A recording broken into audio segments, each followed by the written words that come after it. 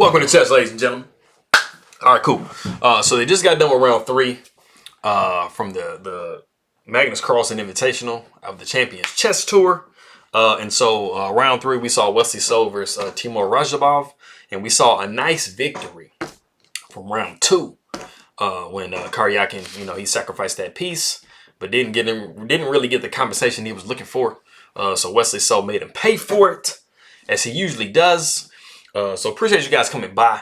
Anybody that's coming from the Philippines, Magandang umaga or Magandang hapon. If it's morning or afternoon to you, welcome. Maraming salamat po sa nanonood ing aking mga video. Appreciate you stopping by. Mabuhay to you. Ingat lagi.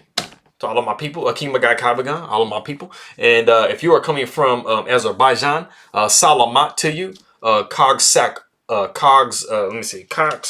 Qxf3. I'm trying to say hello to you and thank you for watching my videos. But if you guys are ready, let's take a look and see what we have for this game. All right, cool. So we have E4, E5, knight to F3, knight to C6, bishop to C4, bishop to C5, C3. And as you guys know, we have a Giuoco Pianissimo, which, as you guys know, is Italian for quiet game, and Giuoco Pianissimo is a very quiet game. So getting past. So we got knight to F6. We have D3, just making sure we secure the E4 pawn. We have castles for black, castles for white. We got D5, so it's a little bit of a variance from what we had before. It's a little bit more aggressive. D5, just challenging the center immediately. After pawn takes E5, knight takes E5, and then we have rook to E1. So knight comes back to B6, just challenging this bishop here a little bit. So we see the bishop back up to B3. So we have bishop to G4, we have H3, bishop to H5, and knight B to D2.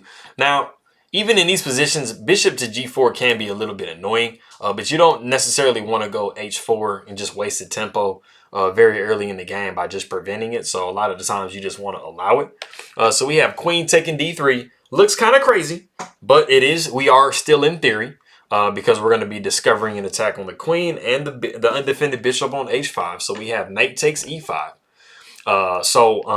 We can possibly go into a situation like this, but that's not going to be good because we're just challenging the pawn here. The bishop is going to have to move. But there's not like the best place for the bishop to move.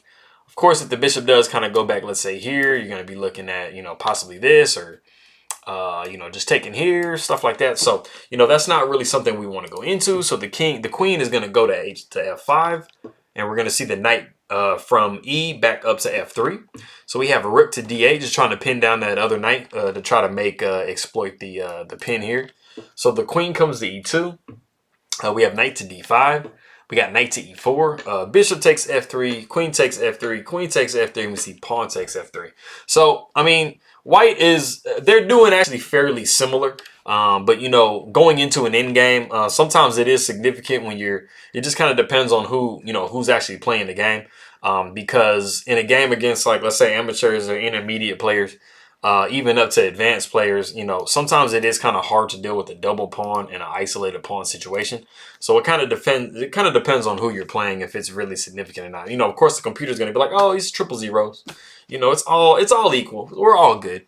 But it just comes down to psychology of the actual people that are playing the game. So the bishop comes back to B6.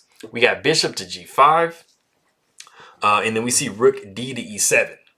Now, of course, backing up, after the bishop comes to G5, you definitely don't want to do something like F6 because you're going to be running into like a million tactics after rook A to D1. Knight would probably come to E5. We'd see knight takes F6, pawn takes F6, rook takes D5, rook takes D5, bishop takes D5 with check. King comes to G7, then we see bishop to F4. Of course, we're protecting this pawn here, so you've just won a pawn. So that's definitely not the scenario that you want to be in. So we do see rook D to E7, just making sure all of that is just irrelevant. So we have A4, and this is actually the novelty of the game. It's pretty legit because if you just kind of leave the situation alone, you're going to have some issues possibly. Because if you can make it be a situation where you're going to take this knight, and then this knight is going to take back, you can push the A pawn, and then now this bishop is trapped. We see A5 by black, you know, seeing through all of that. So rook 8 comes to D1. We see rook takes D1, rook takes D1. We see H6 by black. Bishop takes E7, knight takes E7. We see F4. F4 is a very clear idea. It's basically just, you know, for what's coming up in the position. We see knight to G6. It's just basically making F5 possible, which is what we see here. So, you know, just anticipating the movement of knight to G6 and trying to knock the knight off. So, you know, what you really want to do when you have double pawns is try to use them as actively as possible. You definitely never want to have a situation where like one pawn can just literally just blunt both of the pawns. So you want to try to get some type of tempos with the pawns if you can. So we see knight to E5, you know, king to G2, because of course, you know, the pawn is pinned. So we can't, you know, knock the knight away immediately. So after rook comes to E8, we see F4. Knight comes back to C6. We see king to F3. And we see rook to D8. And so before we get into what was actually played in the game, if you guys want to go ahead and stop the video and see what is a very practical move in the position that Wesley So actually has at his disposal. So yeah, like I said, go ahead and stop the video real quick and see if you can guess this move here. Okay, cool. So if you're white, basically what you need to be noticing in the situation is that you have these double pawns, right? And so this is going to be one of your focal points. This is going to be something that really, if you have the chance to, you want to get rid of. A lot of the times when you have double pawns, you know, you're kind of facing a cluster of pawns. So you can push the pawn, or you can try to force some type of trade situation and stuff. So a very, very good move in the situation would actually be F6. Because, you know, you're, like I said, you're trying to get rid of that pawn. If you can make it to where black either takes back or you can take back yourself, you're going to be basically giving black the same weakness, the same type of pawn structure that you have. So it'll just be a little bit better for you. So if we go into those two variations, if pawn does take F6, you'd see knight taking F6, king would come down to G7, and you see knight to D5. And then you'd be looking at trying to give, you know, black their own, you know, kind of double pawns over here on the queen side. And you see that you've just kind of like, you know, equaled up the situation. But even if we do, after F6, even if we do see rook takes D1, the bishop would take D1, the knight would probably come back to D8. Because if you did take, you'd have like the similar situation anyway. So then you would be able to take on G7 with the pawn. The king would take, and then you see bishop back to B3. And as you can see, it's a very, very equal position. You just have opposite colored bishops. So you've actually been able to kind of equalize the position a little bit better. So that's something, when you have double pawns, you definitely want to try to create a situation where when you push it, you can either, you know, cause the same damage to black, or you can just kind of liberate yourself from, you know, because it's not always losing, but double pawns are like isolated pawns, double pawns, triple pawns are always going to be slightly worse than a healthy pawn structure. So anyway, going back to what we had in the game, we saw after rook to D8, we saw rook takes D8. So Wesley So kind of missing that chance a little bit there. So we see knight taking D8. We see knight down to D2. We see C6, king to E4, king to F8, bishop to A2, king to E7. So as you can see, we're in an endgame. So that, you know, white and black are starting to try to get their kings into play, getting them into the center of the board, which is always where you want your kings in the endgame. We see B4.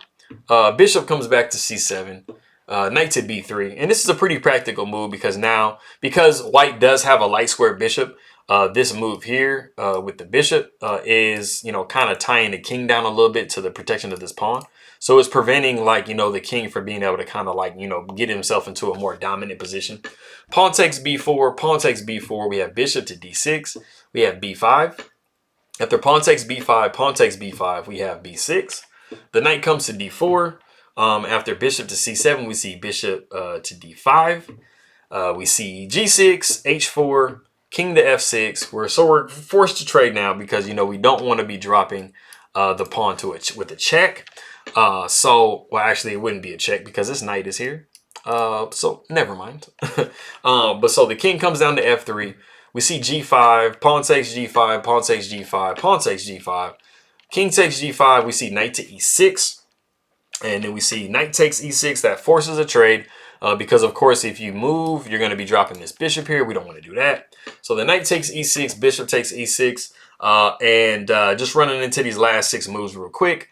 We see king to f6, bishop to c8, king to e5, bishop to a6, bishop to d8. We got king to g2, bishop to c7. We got king to f3, bishop to d8. We see king to g2, bishop to c7, king to f3. And this is a draw by repetition. It's also possible as well after the king comes to f3 to play bishop to d6, and then after something like bishop to c8, you can see bishop to c5, bishop coming back to b7, king to d6, and then the bishop coming back here to c6. It doesn't really super matter what you do. This is an endgame of opposite colored bishops, and the main problem is the fact that this king can never take this pawn, and this king can never take this pawn. Because as long as they have the bishops like latched on to the pawn, it could just literally never be taken. And then the fact that you have the opposite colored bishops means that they cannot contest each other.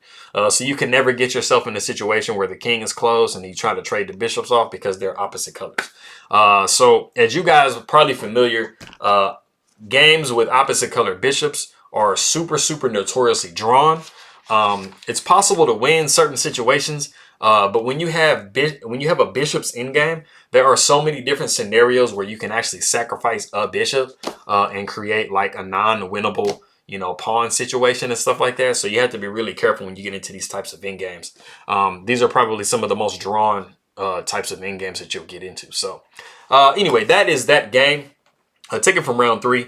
I'm going to be changing out of my contacts. My eyes a little bit, it's, I'm still coming kind of off of, my infection that I had in my eye. I'm looking good, a lot better though, but I'm not at 100%, so I'm gonna be switching on my glasses here. But I appreciate you guys stopping by. Miraming Salamat Po, Aking Bagay Kabagan, and I will see you guys next time. And anybody that's coming from Azerbaijan, Qxf3, appreciate you guys stopping by very much. If I've said that incorrectly, be sure to hop on and let me know how I'm supposed to pronounce it. If you are from Azerbaijan or speak Azerbaijani, appreciate it very much. And I'll see you guys next time. All right.